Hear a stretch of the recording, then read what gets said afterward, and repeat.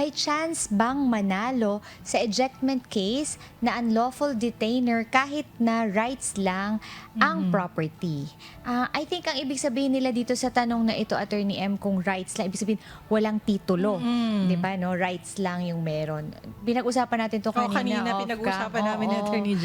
Kasi sa tingin ko naman, kasi pagka mag-enforce ka ng iyong rights, dapat meron ka din talagang legal, kumbaga may legal standing ka, Yes, 'di ba? oo. Pero kasi kung rights lang, how can that be a legal standing, 'di ba, Attorney M? Tsaka yun nga yung proof of ownership kasi, di ba? Para sa mga lupa, kailangan may titulo ka. So kung rights, di ba, ang pwede mo lang maipasa ay rights din. So ang pwede lang din makuha sa'yo ay rights, no? So essentially, wala ka din kasi, kagaya na sinabi mo, Attorney J, wala ka ding panghahawakan from a legal perspective na pwede mo angkinin na ikaw yung nagmamay-ari nun kasi nga wala kang nga titulo na pinanghahawakan. No? Oo, tsaka pag ganyan pa naman, 'di ba, unlawful detainer, parang pareho kasi kayo niyan, 'di ba? Parang nasa alanganing lugar, 'di ba?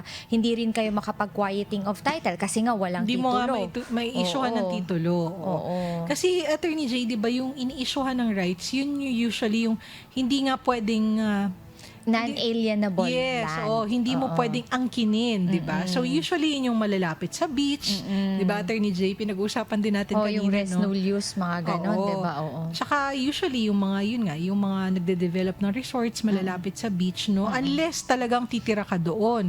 Or halimbawa i-develop yung property, no? So it remains to be, wala ka ding mai-enforce na karapatan na pwede mong ilaban against another person. Kaya nga pag sinasabi natin, uy, may binibenta sa yung lupa, tapos rights lang. Tapos pag yan, kumbaga nagkaroon ng mga informal settlers dyan, to be politically correct, di ba? Yung magkakaroon ng informal settlers, magtatayo ng mga bahay-bahay.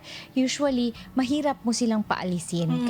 Usually, extrajudicial na makikiusap ka, ganun. Which is napakahirap nun sa totoo O kaya lang. isumbong mo sa barangay, pero yung sabi mo makakapag-enforce ka legally, 'di ba? Ang hirap nun kasi mahirap. wala kang basis for it, wala kang title . So, siguro as a word of caution din sa ating mga kasambahay, no, as much as possible, kung may mag-offer sa inyo na bumili ng rights, no, kung hindi naman po kayo titira doon, no, at wala namang taong mamamalagi doon, we really highly discourage. Kasi wala po kayong laban. Kung later on, yun nga, may informal settlers na tutuloy doon sa pagmamayari na sinasabi nyo kayo may rights, no?